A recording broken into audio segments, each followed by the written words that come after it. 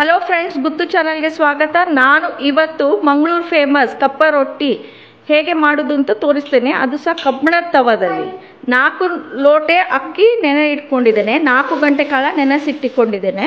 1 ಕಾಯಿ ತುರಿದಿಟ್ಕೊಂಡಿದ್ದೇನೆ ಮತ್ತು 2 ಮುಷ್ಟಿ ಕುಸಲಕ್ಕಿಯನ್ನು ಇಟ್ಕೊಂಡಿದ್ದೇನೆ. ಇದಕ್ಕೆ ಸ್ವಲ್ಪ ಉಪ್ಪು ಹಾಕಿ ರುಬ್ಲಿಕ್ಕೆ ಹಾಕ್ತೇನೆ.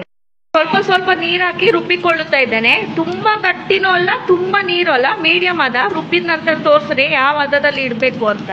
ಹೀಗೆ ಸಣ್ಣಕ್ಕೆ ರುಬ್ಬಿ ಆಯ್ತು. ರಾತ್ರಿ ಇಡೀ ಇಡ್ತೇವೆ ಫರ್ಮೆಂಟೇಶನ್ ಬರಲಿಕ್ಕೆ.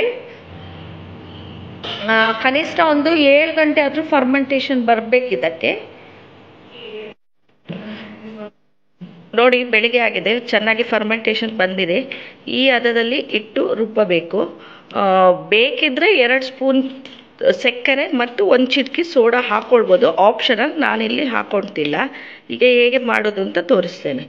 ನೋಡಿ, ತವಾ ಇಟ್ಕೊಂಡಿದ್ದೇವೆ, ಕಾದಿದೆ. ಸ್ವಲ್ಪ ಎಣ್ಣೆ ಹಚ್ಕೊಳ್ತಾ ಇದ್ದೇವೆ.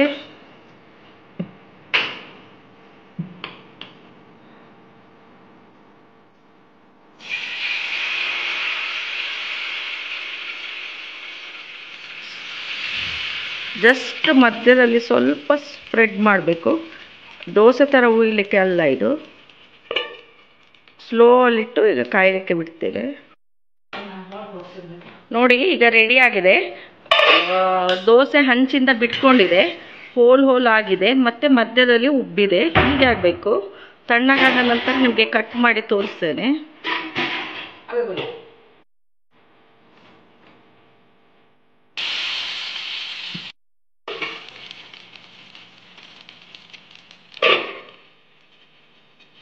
ನೋಡಿ, ರೆಡಿ ಆಗಿದೆ. ಎಷ್ಟು ಸಾಫ್ಟ್ ಆಗಿದೆ ಅಂತ ತೋರಿಸ್ತೇನೆ.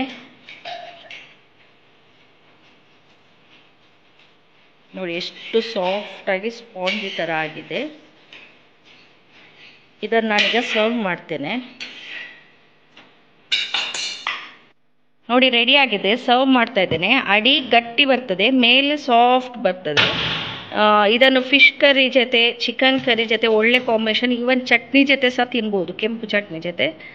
ನಾನೀಗ ಫಿಶ್ ಕರಿ ಜೊತೆ ಸರ್ವ್ ಮಾಡ್ತಾ ಇದ್ದೇನೆ. ಪಕ್ಕದಲ್ಲಿ 1 ಗ್ಲಾಸ್ ಟೀ ಸಹ ಇಟ್ಟಿದ್ದೇನೆ. ಈ ರೆಸಿಪಿ ನಿಮ್ಗೆ ಇಷ್ಟ ಆದರೆ ಲೈಕ್ ಮಾಡಿ, ಶೇರ್ ಮಾಡಿ, ಸಬ್ಸ್ಕ್ರೈಬ್ ಮಾಡಿ. Thanks for watching Guttu channel.